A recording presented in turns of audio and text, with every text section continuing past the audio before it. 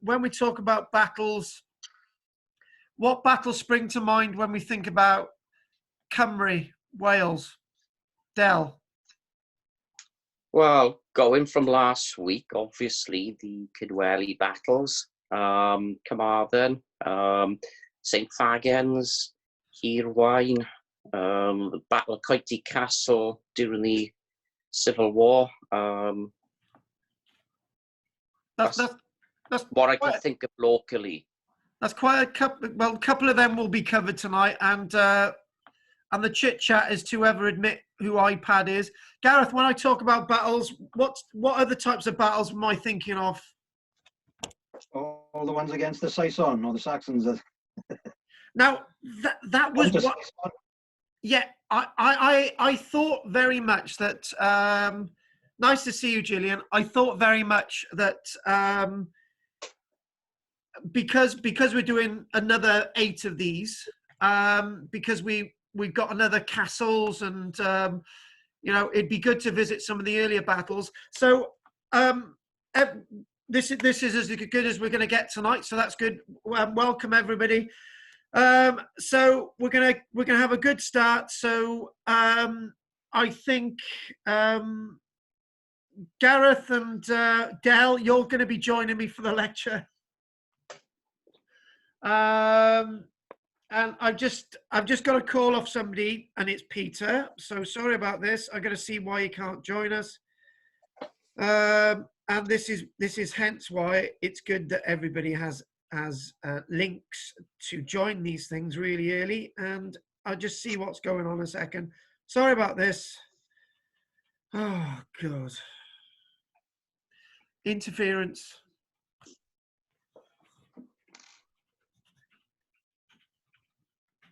What's the backdrop, Carl? Hiya. Yeah, we're just starting.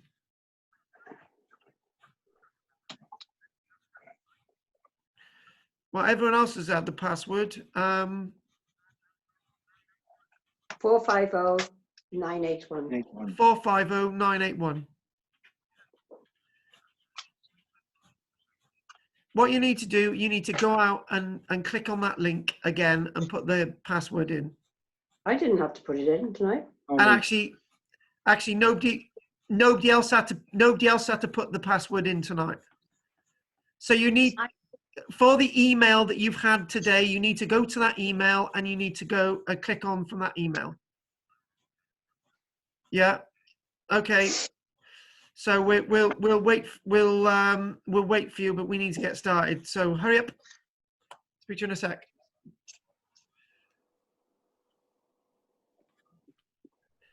It's so good doing the online thing when everything's ready to go. We'll just give them a moment, then we'll get started. Right. So when we talk about battles, Goff, what type of battles are we thinking of? The only one that sort of is in my mind is the Battle of Cowbridge at the moment. That's one that's missing. And the ones that we're going to actually be looking at tonight, I pondered over this and I thought, right, do I look at any of those Saxon Welsh battles? Do I look at Offa's Dyke? Do I look at all those ones? And I think it would be good to develop people's mindsets and people's princes and where the different kingdoms were in Cymru before we actually do those. So I actually thought tonight it would be useful to look at the Battle of St. Faggins. And I know you're thinking, what's that got to do with the peoples of this land? But it's got everything to do with it. And we're going to be looking at one of the Owen Glyndŵr battles. And we're going to be looking at one of those battles I mentioned the other week. I'm not going to wait any longer. We're going to get straight into it. So if nobody else has got anything to say, I'm going to cut everybody's mics and we're going to go on for 1 hour. And I'm going to keep your mic open, Gareth, and I'm going to keep your mic open, Del. So mute everybody. And if Peter does want to join us, then we're just going to have to delay a bit and we're going to have to bring him back in. So there we go. So here we go. Screen share. And hang on, screen share. Problem with the screen share, a second, hang on. Screen share again. There we go. Bear with me. Brilliant.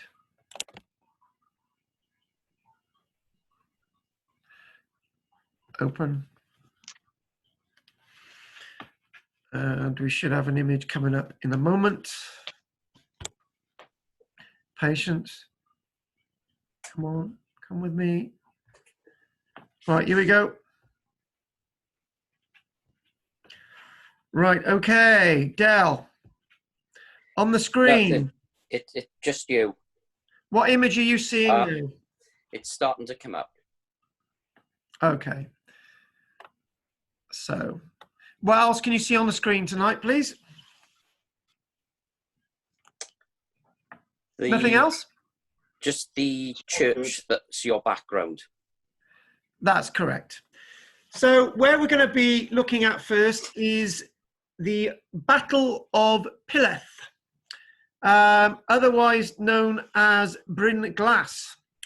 Now, if anyone knows about the history of Cymru and they know about Owain Glyndwr, there were two great battles involving Owain Glyndwr and those over the border that were seen as Owain Glyndwr's great victories. One was Fagin and one was Pilleth, known to the English as that, or Bryn Glas, known that to the people of this wonderful land. So I know one of you is going to ask is where we're actually going to be going. And we're going to be, I will show you where we're going to be going, and that's the locality. It's on the border between our wonderful land and England, just below Shrewsbury, sort of northwest of Hereford. And what we've got is quite a number of texts to go through, which I'm sort of showing you. And there is there's Bryn Glas and there's Pilleth. So let's go on with the flow so we know where we're going. And that church is a rather interesting church for us tonight. And the reason why it's a rather interesting church for us tonight is that existed back in the day of Owain Glyndwr. How much of, you know, the ground plan that we're seeing today was actually a fixture on that battlefield, I can't really say. But it's got a lot of stories to tell us. All those gravestones are later.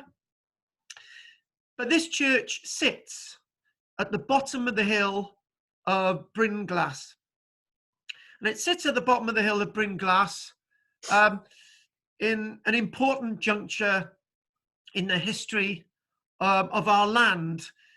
It's one of few occasions where we can say in the history of Cymru that there was an amazing victory over another side, but this was one example.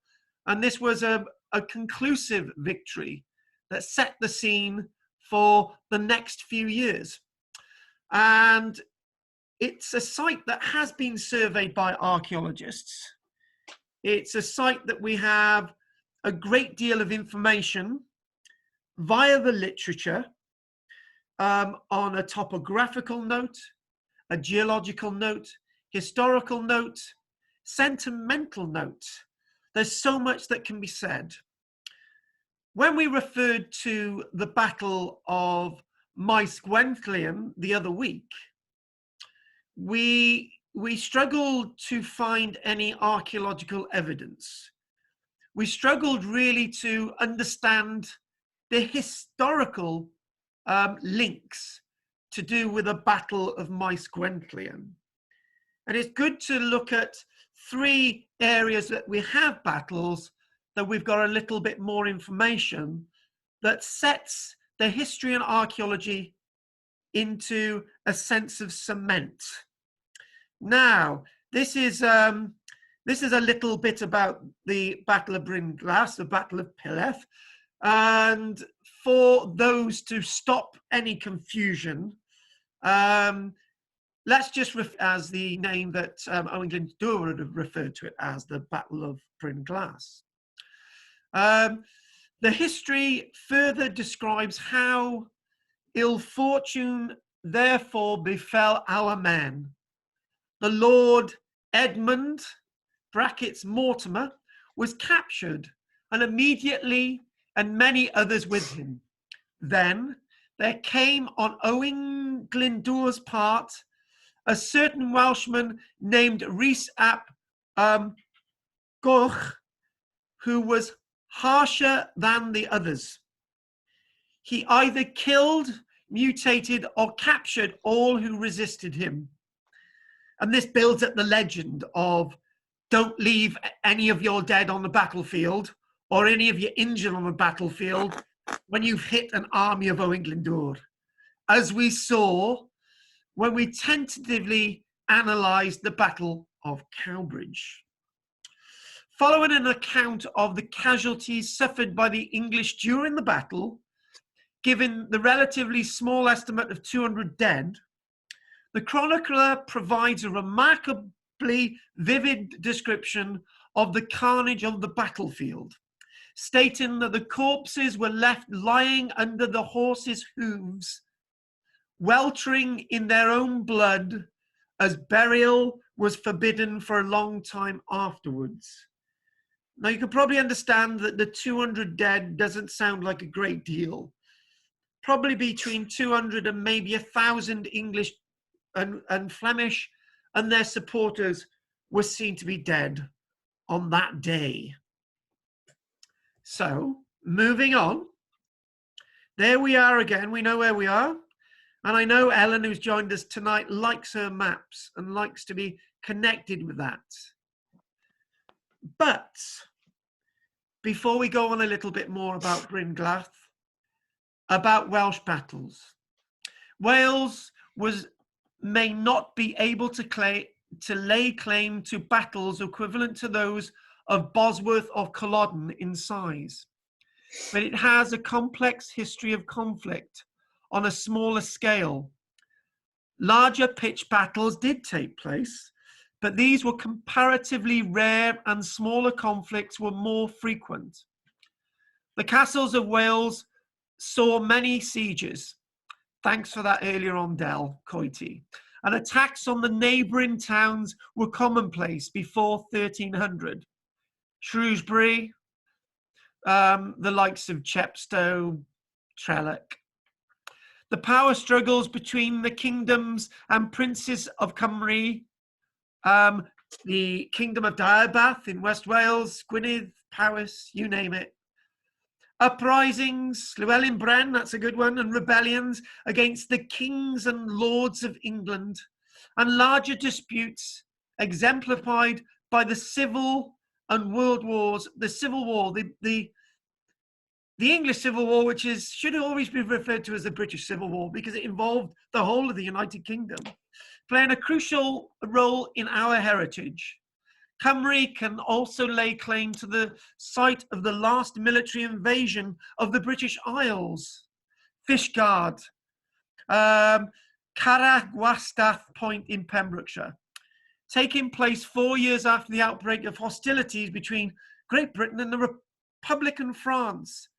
And that's the last invasion of 1797, and the last major armed civil insurrection on the British mainland, the Newport Chartist Uprising of 1839.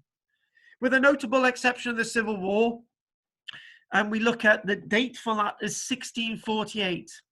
Battlefield finds, alongside specific sites or features directly involved in an event, and verified with documentary evidence, castle, downed aircraft, shipwrecks, battlefield finds are relatively few. When we looked at the Battle of Maes Gwenllian, we found very little in the way of archaeological finds, but when we look at St. Faggins, we do have some archaeological finds, finally, to prove the picture, and maybe a few elsewhere, folks. As a result, definite battlefield locations remain relatively low in number.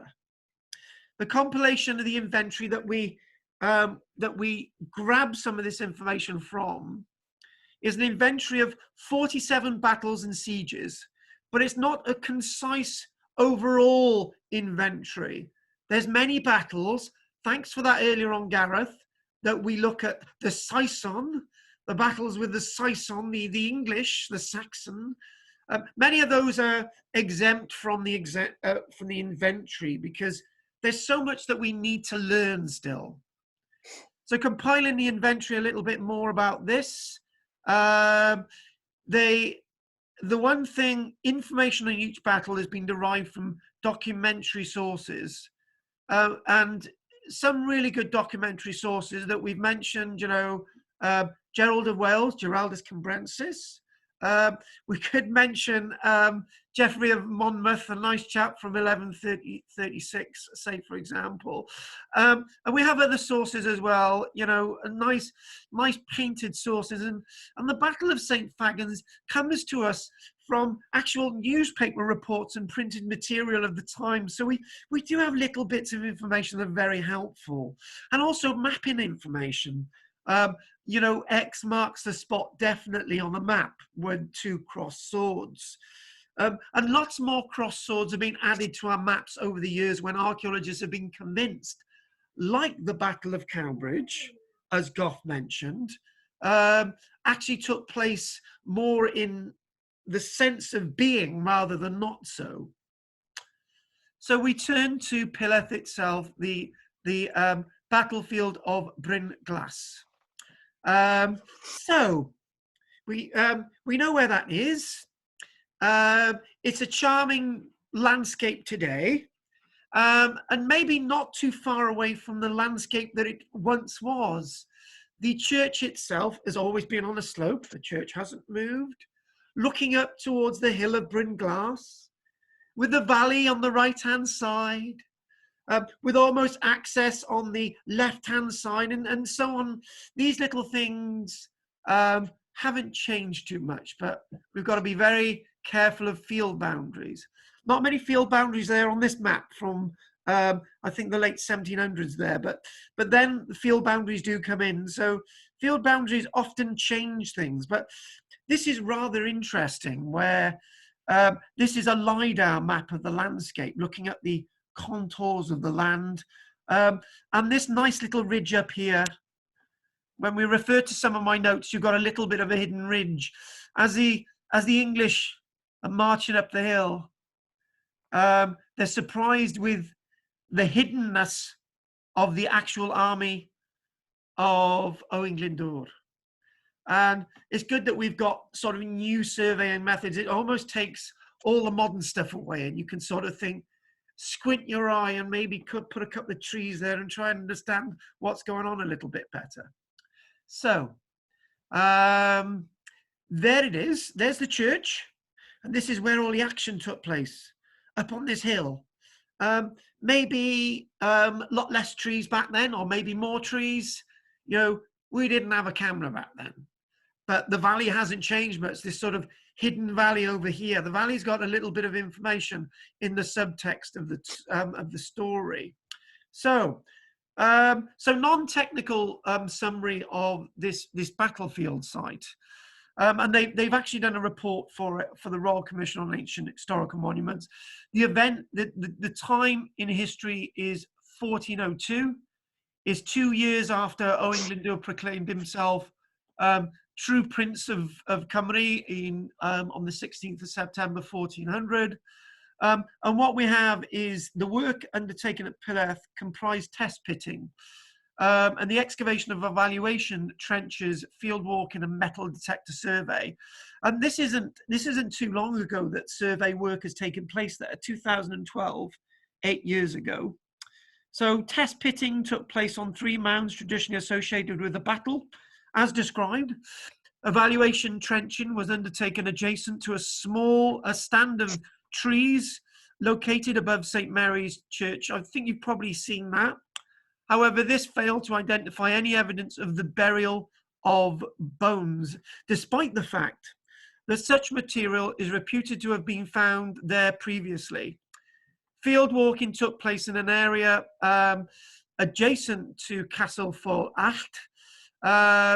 You know, chucking these names in and sort of field surveys, metal detecting field surveys at Peleth Court, you know, setting the scene.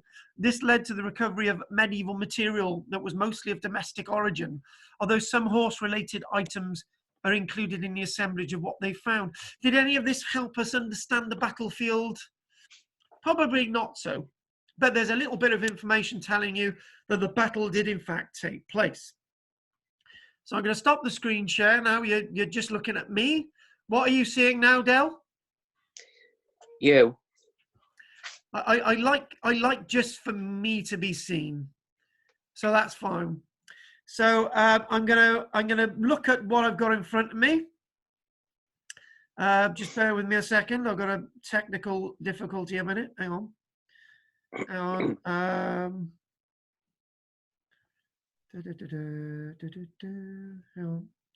Okay. So the Battle of Brewing Glass.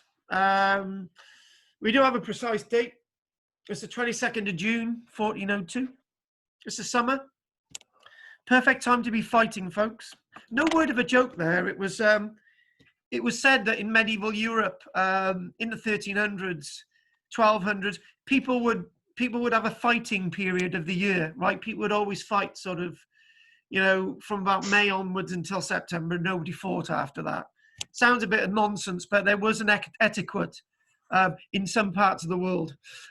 Anyway, so it's again associated with the towns of Knighton and Prestine and Powys, and it's a battle that saw 2,000. Now, 2,000 doesn't sound a lot, but 2,000 soldiers, archers, knights, and so on, led by Sir Edmund Mortimer, who was friend at that stage of Henry IV. He changed sides, actually. He joined Owen after the battle. But so his size of the army was 2,000. Casualties were between 200 and 1,000. And Owen Glyndwr's army was about 1,500 with casualties of around 200. So, you know, you're getting a bit of an idea there what's going on. So this itself is set on the scene for those that don't know, and rather interesting bit of information. Owen Glyndwr's War of Independence occurred against a backdrop of instability in the English monarchy. King Richard II of England had been alienated from many of the nobles and had been overthrown by Henry Bolingbroke, Duke of Lancaster, who became Henry IV of England. By the way, Richard II was a great friend of Owen Glyndwr. Owen Glyndwr fought for Richard II, so they were great pals. So the loss of Richard II was quite traumatic for Owen Glyndwr. And in this, lots of people in Cymru and the Welsh marches had been supporters of the deposed Richard, and therefore had made themselves enemies of the new King Henry. In that year, 1400, a year after the capture of Richard II, and he had died in captivity, Reginald Grey, a supporter of the new King Henry, had unlawfully seized some of Glyndwr's lands and accused Glyndwr of being a traitor to the new king. Well, technically, Glyndwr was a traitor to the new king because he had been a friend of the previous king, but that's a bit of fine print there. So because of this, Glyndwr proclaimed himself Prince of Wales. After all, as I've said before, many times in history do people overreact, and wars occur. So this is a war of rebellion, and Glyndwr decided to revolt. And as Henry invaded North Wales, Glyndwr was on the prowl, and a certain Rhys ap Tudor On the 1st of April 1401, Good Friday, seized Conway Castle, to the horror of Henry IV. Glyndŵr himself won a battle at the Battle of Mynydd Fagin, which I've already mentioned, and then eventually Glyndŵr had his revenge in 1402 by capturing his nemesis, Reginald Grey, who had captured some of his land in early 1402. In June, Glyndŵr himself was near Langton, and there he attracted the attentions of Sir Edmund Mortimer. Sir Edmund Mortimer led an army against Glyndŵr, and lo and behold, Edmund Mortimer's army is defeated in battle. This is not a normal defeat. This is a catastrophic defeat for those Welsh marcher lords. And the reason why I'm using the word Welsh marcher is because that's an appropriate name to use for the boundary between England and Cymru. But we'll go on to that again. There were few contemporary sources for details of the battle, and some, such as that of Adam of Usk, did contain inaccuracies, but we've got some contemporary sources, and it always says that Glyndŵr's army was much smaller than Edmund Mortimer. It was probably a lot smaller than 1,500. But Glyndŵr had some support in that area. You know, people who didn't like the new king, people who didn't like the Mortimers because they were vast landowners. And the thing is, eventually, after the battle, we haven't done the battle yet, but when Edmund Mortimer was captured, he had more of a right to be King of England than Henry IV. And after being captured, he married the daughter of Owen Glyndŵr, Catrin, and basically Edmund Mortimer said, actually, Owen, you and I will rule over Britain, alongside a certain Hotspur that comes into the throw later on, and that's part of the history. But that's another story altogether. So what we're gonna say before we look at the battle in a lot more detail. It said that Glyndŵr, as he approached the battlefield, divided his army into two armies. Part of the army included many archers and longbowmen who were placed on the slopes of the hill. So you've seen how steep those hills are, so we know what we're talking about. The remainder were concealed in a valley to the left of the hill. So we've seen that. We've seen the landscape. We've seen the right-hand side. We've seen the left-hand side, camouflaged by thick foliage. Mortimer's army formed up and advanced up the slope against the Welsh archers, clearly in view. With the advantage of height, Glyndŵr's archers outranged Mortimer's, and lots of Mortimer's soldiers were killed. And then we'll leave that as it is, because we're going to talk a lot more about the battle. I just want to do a battle lecture, really. It was contained by contemporary accounts after the battle that many English corpses were mutilated by English women camp followers in revenge of the expeditions of Henry IV in the previous years, which had been marked by many brutal acts of rape and brutality. And it said that the English, it said that the women would carve off the men's penises and force them into their mouths while the men were still alive, and they would choke to death. There you go. And I talk a lot about that when we look about the Battle of Cowbridge. The English dead lay unburied, and the stench caused the area to be avoided for months. And the battle was one of the greatest victories over an English army in history. News of it brought many people within this land to support Glyndŵr. On the English side, it resulted in some panicked appointments of officers to hastily garrison Cymru against Glyndŵr. And it's said by William Shakespeare the following: the noble Edmund Mortimer, leading the men of Herefordshire to fight against the wild and irregular Glendower, was by the rude hand of that a Welshman taken, 1,000 of his people butchered. So that's one of the sources saying that Edmund Mortimer lost quite a contingent of his army, up to half. So we're gonna share again, Gareth, how is it looking? Started screen sharing. Is There it we go. good? St Michelle, Mary's any- Church. Good. Yeah. For a Yes, landscape. please. Thank you very much, Gareth. Can I just mention one thing, a little bit of an interjection, Gareth? Have you ever come across this book, A Guide to the Battlefields of Britain and Ireland by a certain Lieutenant Colonel Howard Green? I haven't, no. This was a Bible, you know, Gareth, when I was a child. Right. And it mentions up to 50 battles across Britain, Scotland, England and Ireland. And guess what? Not a single one in Wales. No surprise there. Oh, that sounded very cynical of you, my friend. No surprise there at all. And in fact, many books after that, Warner, for example, is one of those authors. You get the odd battle in Cymru mentioned, but no others. And things are changing. Yeah. Anyway. Martin's just got a book, The Welsh Battles, I think. Yes, I've seen that one. It's quite a nice one, isn't it? I haven't seen it myself, but I'm sure to have a borrow. Yeah, it's a good book.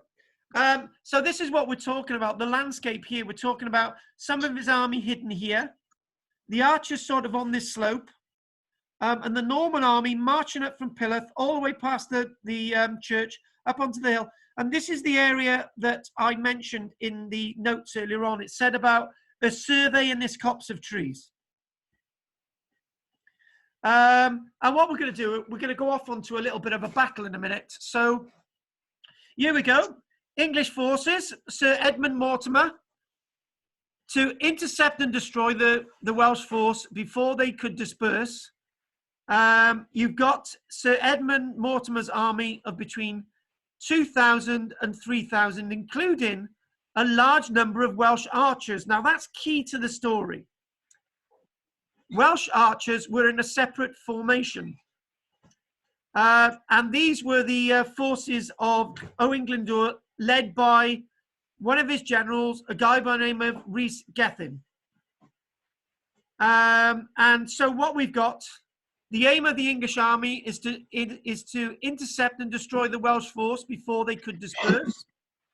And the aim of the Welsh army is to inflict a significant defeat upon the Marcher Lords in order to weaken their hold on the area. Look at the difference in numbers. The numbers for the English side, 2,000 to 3,000 in one source. And the forces under Owain Glyndŵr, between only 800 and 1,100. I'd prefer to believe these figures. Two armies positioned on top of Bryn Glas, archers placed on the valley floor. Now, this is a rather interesting thing. The archers placed on the right side of the hill, and the infantry, in one source, says that the infantry was placed on the left side of the hill or on the top of the hill. So what we're going to do, I'm going to have to put my headphones on a minute because I've got a lot of background noise. Right, Del, can you still hear me? Yeah, I can hear you, but you're faint. How am I now? Yeah, we can hear you, but you're not as loud as you normally are. Okay, then I'll get that. A lot of background noise a minute. Hang on. Okay. So now this is. Can you hear me now, Del? Yes, perfect. Good. So this is what they did. They had a survey, and the survey itself came up with these conclusions. This was the survey in 2012. The lack of finds from the field walking and the metal detector survey is indicative of the absence of identifiable human activity across the Graig and Black Hills area, rather than evidence that such activity didn't take place. So it says, whilst the iron horseshoe fragment recovered from the flat top of Graig Hill might be contemporary with the battle, it could still represent a chance loss that had nothing to do with the battle. So we're not winning here. Historical accounts of the battle focus predominantly on Brynglas as the site of the main conflict. And the find of a single horseshoe on Craig Hill should not be taken as evidence to suggest this was not the case. So what they're trying to say, they found one horseshoe dating from the medieval period from around the time, from the hill of Craig Hill, and they're saying, well, did the battle take place at Craig Hill or Brynglas? So just because they found a horseshoe on Craig Hill, it didn't mean to say the battle took place there. So back to Brynglas. As the town of Pillith was a medieval settlement, it is entirely possible that all the horseshoes recovered from Brynglas, Pillith Court and Craig Hill during 2012 to 2014 were part of people's losses of local inhabitants and not due to the battle. So that's really disappointing as an archaeologist. Nothing in the archaeological survey tell us about the battle. But what we do find is the history tells us so much about the battle. And what we've got, I love things like this, when somebody puts together you know, a battle plan of the battle. You know, we can think about the finds, which we haven't got. We can think about the maps that we've seen. We can think about the descriptions, but this is the battle. Now, I showed you the aerial view. There was somewhat of a roadway leading to Pillith. Then you've got Brynglas here. You've got Craig Hill over here. This is the 22nd of June and the deployment. So on the morning of the 22nd of June, 1402, the English hastily advanced from Witton, which is over on the right-hand side, hoping to catch up with the Welsh. However, Gethin, one of Owain Glyndwr's generals, Rhys Gethin, was well aware of their approach and had deployed the bulk of his forces on the high ground overlooking the Lug Valley. Archers on the valley floor here, on the right here, to intercept and disrupt the English approach. So this is what we're talking about. They sort of moved a bit further on after that. So we've got this plan. It's quite a straightforward plan. An army marching. There you go. So moving on a bit more. There's the church, and the church itself, as we said, is this church here at St. Mary's Church. And then we've got the Welsh Vanguard. The Welsh Vanguard, in one description, we hear about Owain Glyndwr's army being hidden in the trees over here. But if you remember looking at the map, it showed a bit of a hillock on the top here. And in the other source, it says that this is where the bulk of Owain Glyndwr's army was almost hidden. The Welsh Vanguard gave the attackers no opportunity to deploy in battle array and launched a furious arrow attack on the English. They then withdrew uphill, firing as they went, coaxing the English to follow, who duly took the bait and commenced scaling the gradient hill of 1 to 4. So it was really steep. However, the English were weighed down with their armor, whilst the lighter Welsh kept ahead of them. So there we go. So in other words, this part of the army here, whoever's here, the Welsh army is heading up the hill. You know, Edmund Mortimer's thinking he's following an army of Owain Glyndwr, only 200 strong, and you know he's going to beat them now. It's going to happen. This is what's going to happen. You can see it. And this here, I wanted to chuck this one in. Up to about this point, this is where the English army is heading up towards that hill, and you can tell how steep this is. You can really, and this is with heavy armor. If they've got cavalry, the cavalry are going to be weighed down. You know, they think they're going to capture them. They think this is what's going to happen on the 22nd of June. And then, as the English forces become disorientated and tired, the Welsh infantry attacked from their position on the summit of Brynglas, which is up here. They charged down the hill at full pelt. Mortimer ordered his archers to fire upon the charging Welsh in order to defuse their attack. However, at this point, Mortimer's Welsh forces seem to have defected en masse to the opposing side. So in other words, what's happening is that the archers, who is in this initial attack here, these three red columns, that column there of the archers decides to swap sides and now start firing on Sir Edmund Mortimer's army. They not only refused to fire upon Gethi's men, they turned on their own men that they'd been fighting with. So in other words, what's happening is Edmund Mortimer's army is being fired on from behind, his own men, and the Welsh attack is on their front. And if they turn around, they're going to have the Welsh at their back, and they're going to have the Welsh at the front. So what are you going to do? Order within the English army force broke down, and these are the archers now. This is that other little force that joins them. And there's exaggerations of the numbers here, but the casualties of somewhere about 1,000. Mortimer himself was captured, along with Thomas Clanvow, a former sheriff of Herefordshire. Other prominent English knights were killed, including Sir de la Barre, Sir Devoe, and Sir Robert Whitney. Although unlikely to be completely true, contemporary chroniclers recalled barbarous acts following the battle.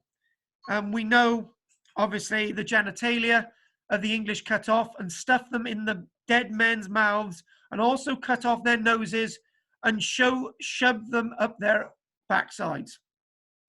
That's something what you don't usually come across.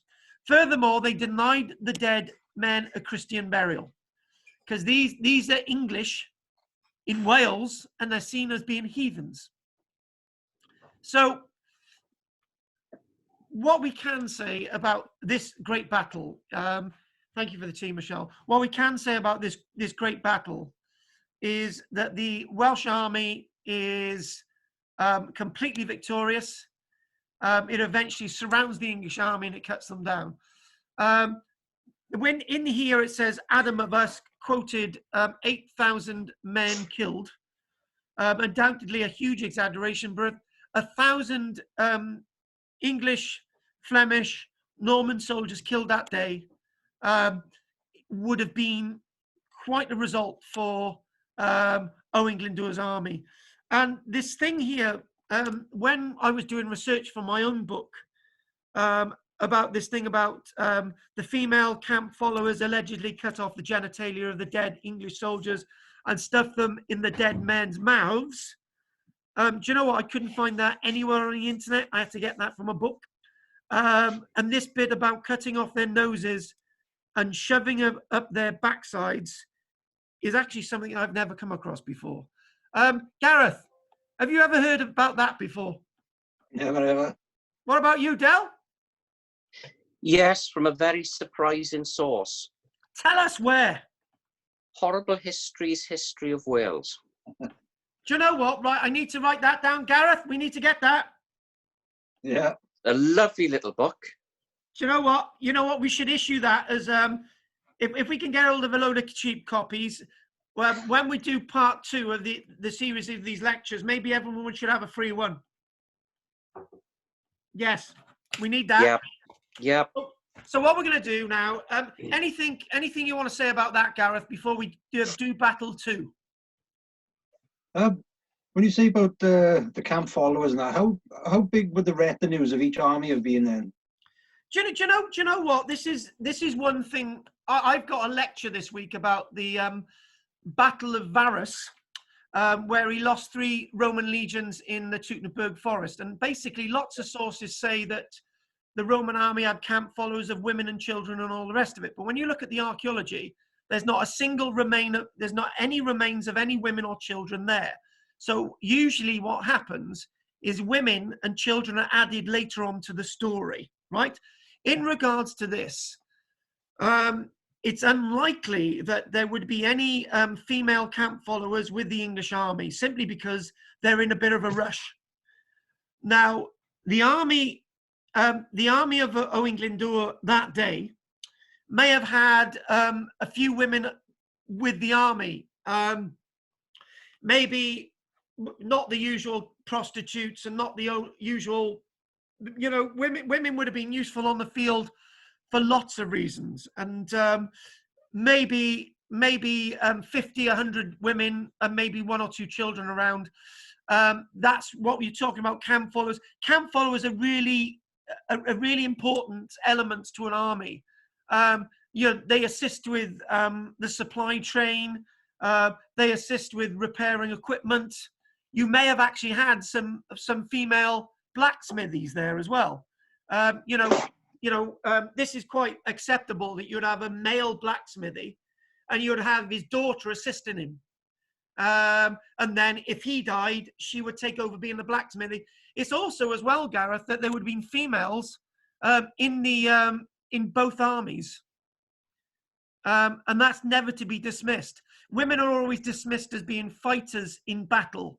And as we see with Joan of Arc being burnt at the stake on the 31st of May in the year 1331, and we look at the likes of Boudicca, you know, those were firm warriors in history. You know, and you've got to think that women played an important role. When you always hear this figure, men, it's just not men who are found dead on this type of battlefield. But when you look at something like Varus and the Teutoburg Forest, women are always added to the history to sort of pad things up. Does that answer your question? It does. Right, what we're going to do now, we're going to look at this one. I thought this was controversial to me. When I was writing this, I thought, do I actually talk about the Battle of St. Fagin? What relevance has this got to do with Cymru? And then I thought, most of the people on the royalist side were actually you and me, Gareth, right? They were of the blood. Like Dell, they were of the blood. They were within our landscape. And many of them were either transported, you know, some of them were hung, some of them went to the Tower of London, and so on and so on. So, you know, we suffered in this, and most of them weren't armed with anything. There's one little source we're going to come up with. Some of the royalist army of 8,000 had clubs and rakes. You know, the typical thing that you see in these films of people having just brooms and stuff. This is the description. So 8,000 on Langarn's side, who was the royalist. This is the last major battle of the Civil War in England and Cymru and Ireland. There's another one to come up in Scotland, but a couple more. But this, and versus 3,000 parliamentarians. But the parliamentarians were well trained. So 3,000, 8,000, who's going to win, Dell? The 8,000. That's not the case. No. It's not the case. This and one thing is, I know that Ellen really likes her Civil War. And thanks for joining us tonight, Ellen. And one thing about the Battle of Cowbridge is it's when, not Cowbridge, St. Faggins, sorry. When you look at the Battle of St. Faggins, if you go to St. Faggins, there it is. If you go down this road, this exit road, to go on to the link road, all the way to Cowbridge Cross, sort of in the distance there, or this area here is the battlefield. All of this is a battlefield. You know, this is 11,000 soldiers, and this is no exaggeration. This is 11,000, folks. This is big. This is big for Cymru. This is probably one of the biggest battles in our history, because when you look at the Owen Glyndŵr battles, even the Battle of Cowbridge, you're not talking about tens of thousands involved. You're talking about a few thousand. This, in 1648, because of supply lines and because, you know, they were able to keep certain amounts of food, they were able to have larger field armies in the field. So it's not difficult to find. This field itself is sometimes ploughed, and it was going to be built on up until recently. I don't think the planning's gone ahead. And this is the main hub of the battlefield. And we've actually got a survey of this battlefield with some finds that have been found there. Amazingly enough, we've got artifacts from the battlefield for once. So the Battle of St. Faggins, lots of books have been written about it, so you can get your own information. And hopefully next year, Ellen will be able to tell us about a reenactment that will be taking place at St. Faggins. To do the Civil War, it's a sealed knot, and you know, they always do little battlefield reenactments there, and that there is that farm, which is which going back again, sorry about this, that there is where the farm is. That's the hub of the battlefield, and then we then go to that reenactment. So that field there in front is actually where there's been an archaeological survey. And look at that. I know it doesn't seem much, folks, but these little orange dots are objects that are associated with the battle. So, I'm not relying upon the history. I'm relying upon the archaeological evidence for once. So that's great. I've got some archaeology. That's what I do. This is closer to the road. This is where the farm is, and we've got this archaeological data. And I remember going into the field when I was a child. It was a very, very muddy field with my granddad, and you could see a little bit of a stream in the distance. I always wanted to find something in that field. I never did. But I think the farmer was intrigued because in the 1980s, nobody knew this was the Battle of St. Faggins. It's a bit of a shame, really, because I really wanted to feel that this was the Battle of St. Faggins, and it turned out to be this is the site of the Battle of St. Faggins. So I didn't want to do a full history of the Battle of St. Faggins, but I wanted to sort of look a little bit about the information. With that one survey that we've looked at, they recovered 150 artifacts from 4 survey areas, and that survey area that you've just seen is one of them. And a total of only 22 objects out of the 150 are associated with the battle. But nevertheless, folks, 22 artifacts is more than 0. Mice Gwentlian, thank you very much. The remains of 15 are items of folded and clipped lead, which would be used to melt down for your musket balls to be fired.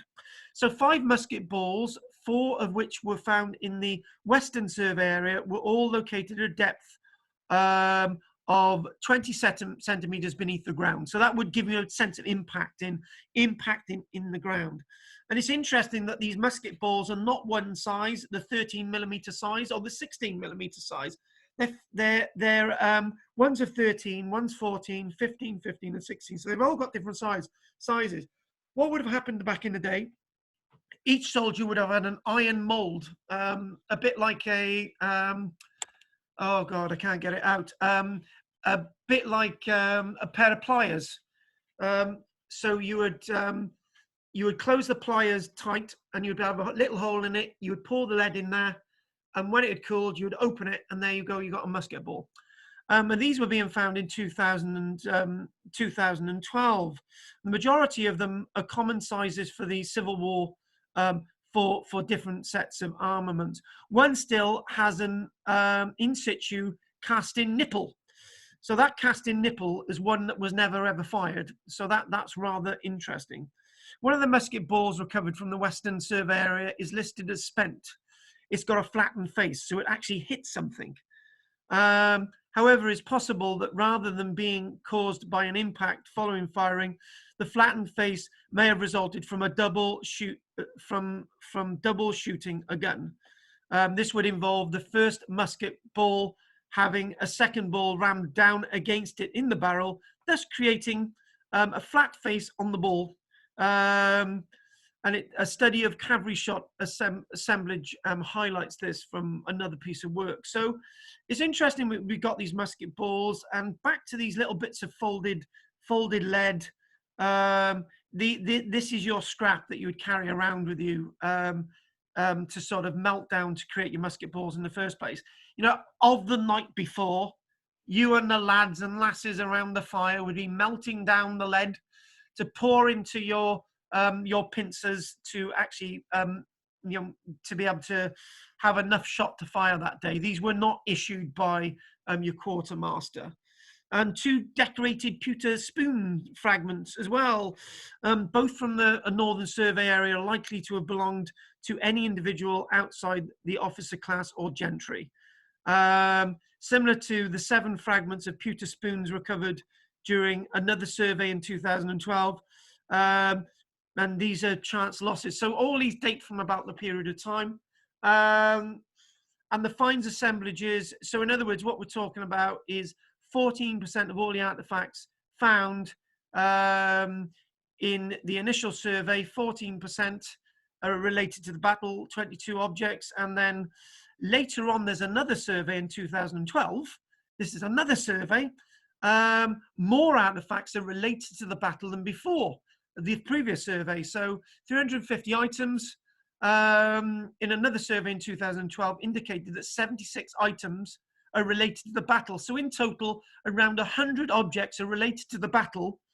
More objects than were found at Pileth, more objects than were found at Maes Gwenllian, simply because it's a period of munitions.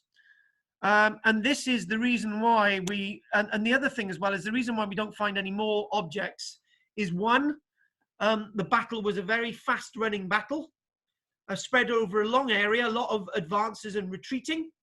I was going to go through all that today, but I thought I didn't have enough time, so I won't. And in fact, this is another reason why we don't find many more armaments on the field. It is acknowledged that weapons other than firearms were present on the battlefield, and most likely in large numbers. The Royalist clubmen, for example, of which there were between 300 and 400, are likely to have been armed with anything other than bills, scythes, or clubs. So can you imagine if you sent all of them against 10 armed cavalry, they would all be dead. Bit like the Peterloo massacre, was that in 1819, I think. Whilst weapons such as these leave little archaeological trace, the presence of large bodies of men running, fighting hand to hand and struggling through the terrain will leave stray items such as lost buckles and buttons. Items such as these were represented in 2012 and 2012 survey, but are absent from the 2013 assemblages. So in other words, they've been doing these surveys. Some surveys they've been finding objects, other surveys haven't been finding objects. Can I just let you into a little bit of a secret? Years ago, in my Bridge End class, I used to have this guy coming along who was a metal detect enthusiast. And somewhere in the Vale of Glamorgan, he claims, he found a couple of buttons, which were buttons from a royalist tunic. And they were clearly from a royalist tunic from this period. I couldn't work out where exactly he found these buttons from a royalist tunic, because if I could, that could have indicated the whereabouts of somebody who had retreated from the Battle of St. Faggins. And this is why it's so important when metal detect enthusiasts find anything. They tell us precisely where these artifacts have come from. Moving on a little bit more. So what I'd like to do is, we've got a little bit, because we started a bit late, because we were waiting for Peter a little bit. We're gonna do our full doings, and I'm just gonna get my thing back up on the screen. What are you seeing now, Del? Seeing you. You're always seeing me, Del. So, so just a bit of a recap on the Battle of St. Faggins.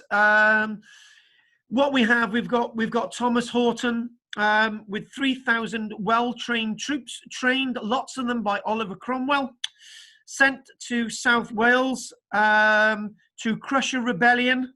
And this rebellion was thought that this would cause a new civil war in support of putting Charles I back on the throne of England. And they were facing a certain Larn, certain General Larn, who had an army of 7,500 infantry and 500 cavalry. And the point with this is that it was no real match, because Horton's army was so well trained. These people were just picked up on the way to St. Faggins. You know, right, guys, you've got a pitchfork. You're joining us. And they probably didn't understand what the general was asking them. Remember, at this time, lots of people in Wales still spoke Cymraeg. So they're being asked to go somewhere. If, come on, join us. They're going, what? And then they're ended up on a battlefield fighting for the side that they don't know who they're fighting for, with a cavalryman coming at them with a saber. So it says that there's a stream known as the Mount Dowlas separated the two armies. So they were between the stream. In the early morning, Larne sent 500 infantry across the stream to attack Horton's centre, hoping to take the parliamentarians by surprise inside the village. This advance guard was routed by a charge by some of Horton's cavalry, and the parliamentarians were able to deploy in the open. So the battle now became generally in the open, to the northwest of St. Faggins. So now this is where we go to the farm, much further north from St. Faggins, the folk museum. And in the centre, high hedges hampered Horton's horsemen, but a certain Oakley's dragoons forced both royalist wings back. So in other words, the whole army's pushed back by the cavalry. No matter how many infantry there are, the cavalry of the parliamentarians just push them back, push them away from St. Faggins field, push them away from the area that we've seen. Eventually, parliamentarian horse under a certain Major Bethel were able to make a charge against the royalist left and rear, and the royalists panicked and broke. Over 200 of Larne's men were killed and another 3,000 were taken prisoner. The legend has it always, folks, that the River Ely ran red with blood, which is quite an exaggeration.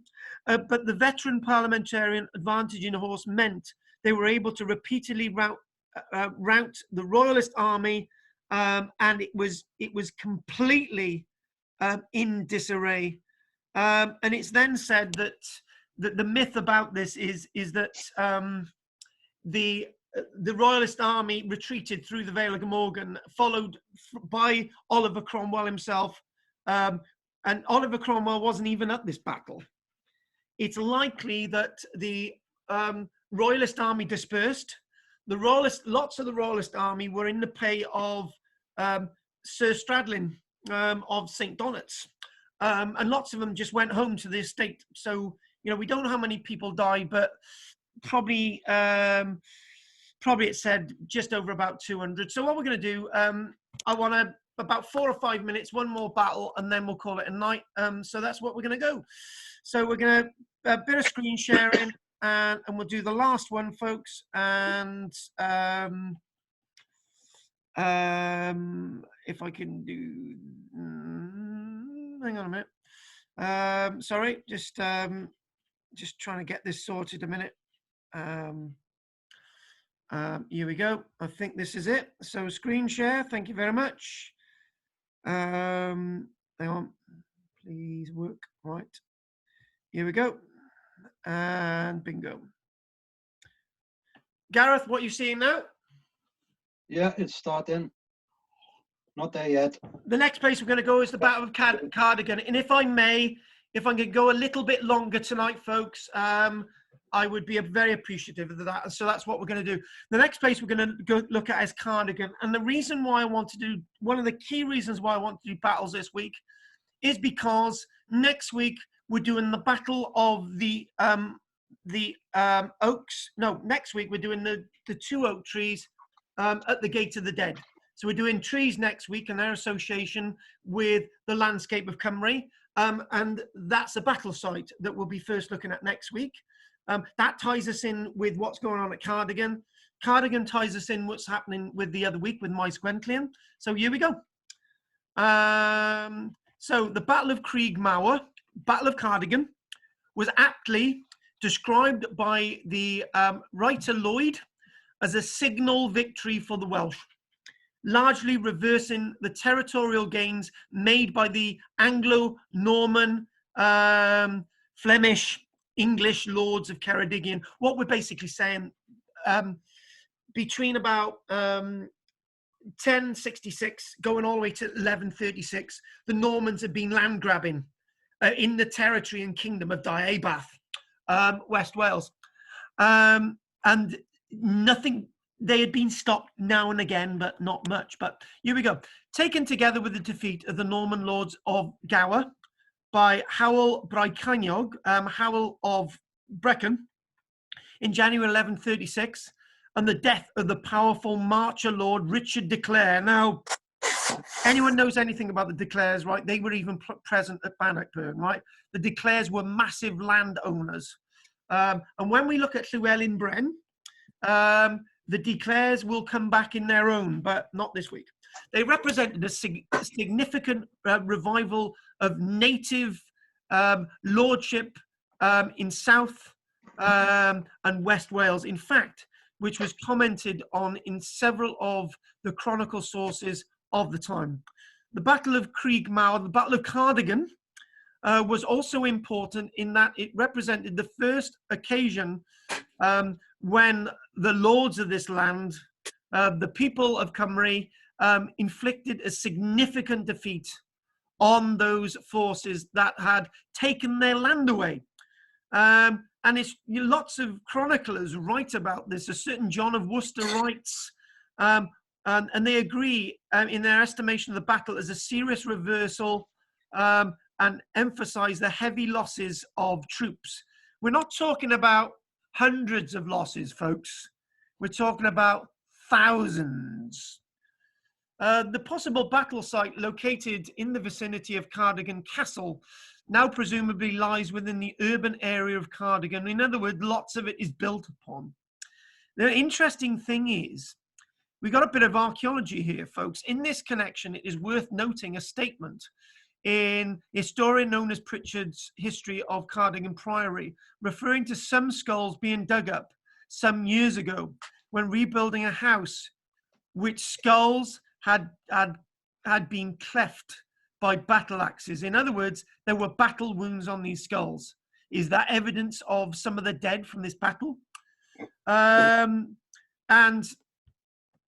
as we move on a little bit, hang on. This is the site of the memorial, and it looks out over this wonderful landscape away from Cardigan. And this is looking up at the hill. So within the forefront, this is, and the hill itself is where the battle is meant to have taken place. And these are the forces involved. So look at the figures there. You can see, here we go, the Norman army to inflict a significant defeat on the Welsh forces in order to defuse the uprising against the Normans. An army of up to 10,000, right? This is more than were involved at the Battle of Hastings on the side of Harold or William. This is a very large army, 1,000 Flemish infantry, levies, foot soldiers and so on, about 7,000, 2,000 cavalry. That's a lot of cavalry for them, a lot of horses. So we've got Flemish, Normans, we've got the lords there, the Welsh forces, Owen Gwynedd, Owen ap Griffith, with the husband of Gwenllian Rhys, the Lord Rhys, to dislodge the Normans from the strategic important castle of Cardigan. And the army was about 9,000. So you can imagine that's probably the only time that the people of Cymru have an army of 9,000. That's a massive army. That's much bigger than Owen Glyndwr's army. That's much bigger than Llywelyn ap Iorwerth, Llywelyn ap Gruffydd. Is a huge army.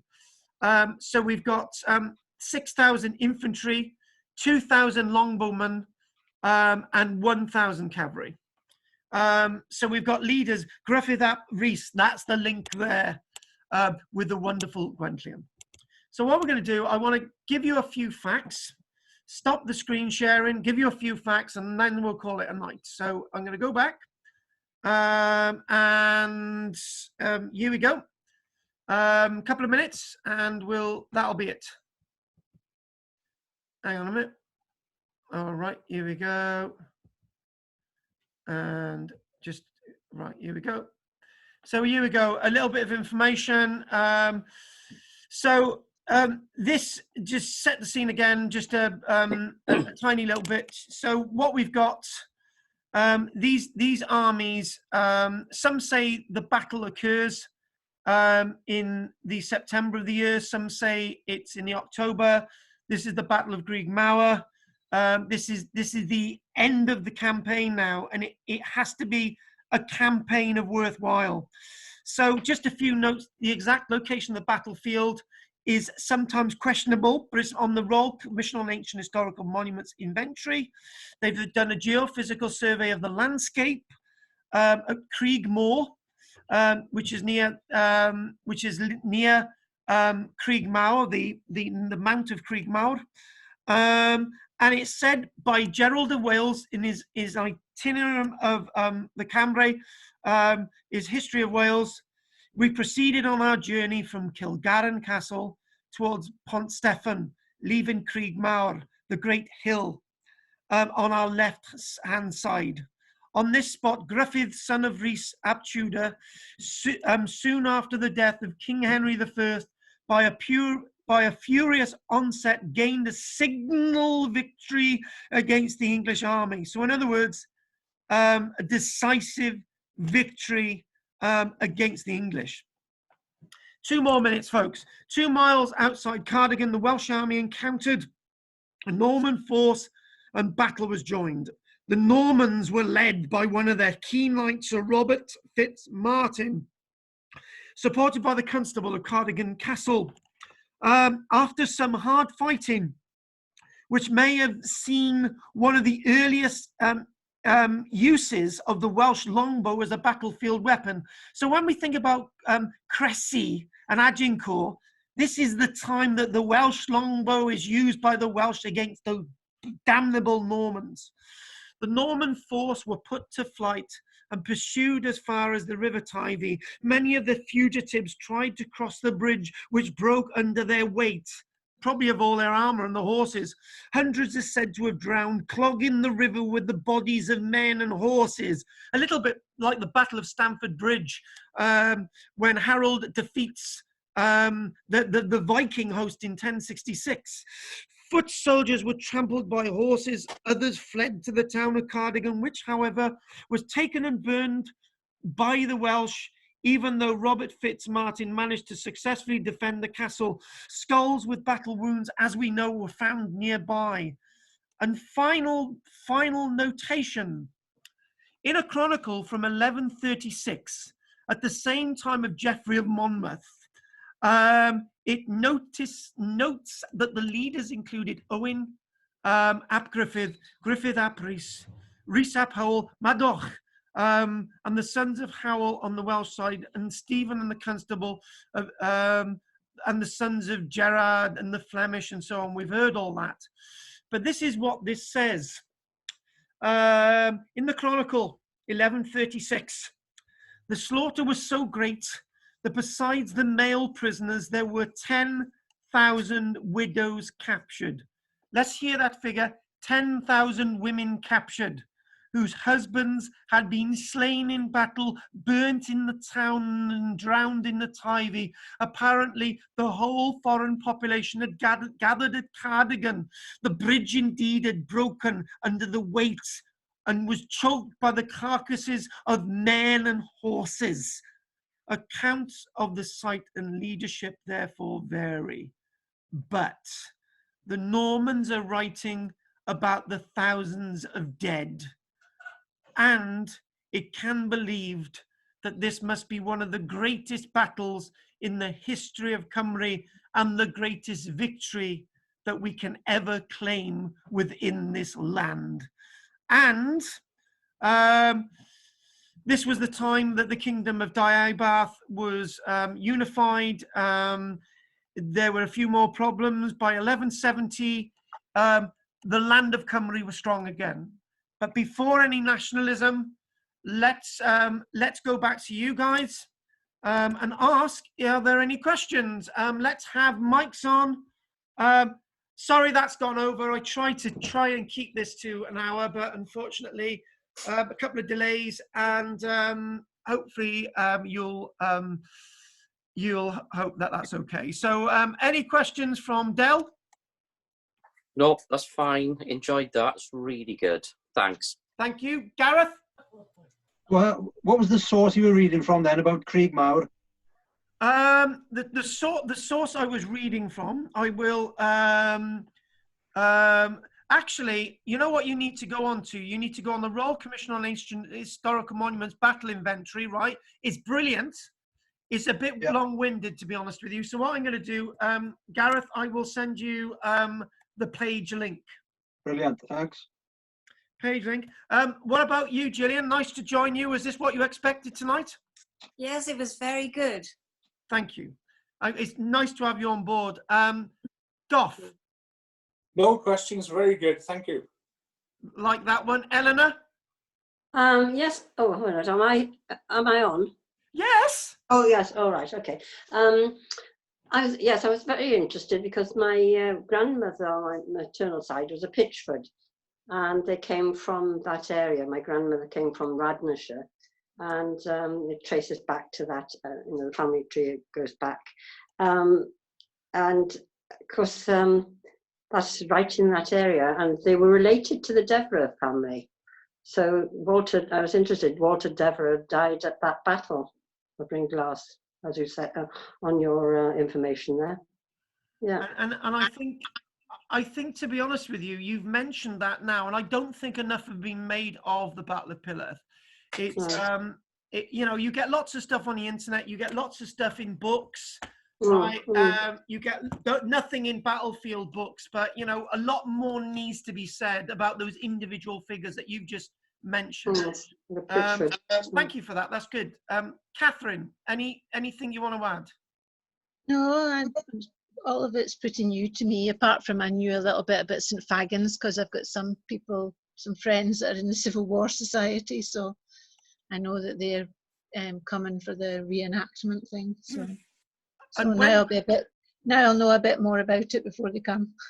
So you can lecture them. And do you know what? I don't know what happened to Ellen, but hopefully she didn't miss the St. Faggins thing. What about you, Pat? I really enjoyed it, and I wanted to know, what was a levy again? Levy are basically normal foot soldiers, a levy of foot soldiers. Is that the same as infantry? Yes, infantry. Yeah. But basically the bog trotters, basically the cannon fodder. Those would have been the ones with the pitchforks in the 1100s. Right. Okay. Those would have been the ones with the pitchforks in the Battle of St. Faggins. Those. It's the cannon fodder. Right. Thank you. So what we're going to do next week, I want us to. We're going to be looking at trees next week from an archaeological historical point of view. It's not going to be, here's a Welsh oak, or this is an English oak. What I want to do is peel the bark away and say that this tree's been there for 1,000 years. Is it mentioned in the history? Does it remember this event? Why is this yew tree in this church graveyard 2,000 years? What does this yew tree mean? And I feel one thing that's missing is not from a conservation angle. Trees have got a heritage angle and a historical and an archaeological angle.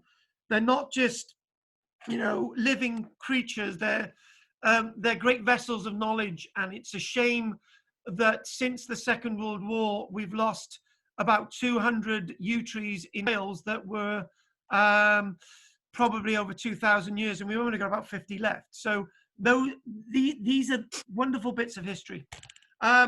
If there's no more questions, anyone wants to chat with afterwards, I'll send that to you, Gareth. Those that I will be seeing tomorrow, I will see you tomorrow, and I will see you next Wednesday, or what have you. And the other thing as well is, for the next 8 that we've got starting in a few weeks' time, if there's a specific area you would like me to look at, stay behind at the end now and mention it to me.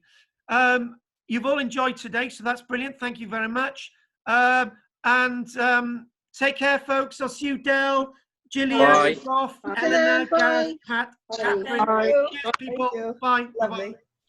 Bye-bye. Ooh, that's enough to wear you out. That was a big sigh from Goff. Goff can't turn it off. Goff, you should know how to turn this off by now.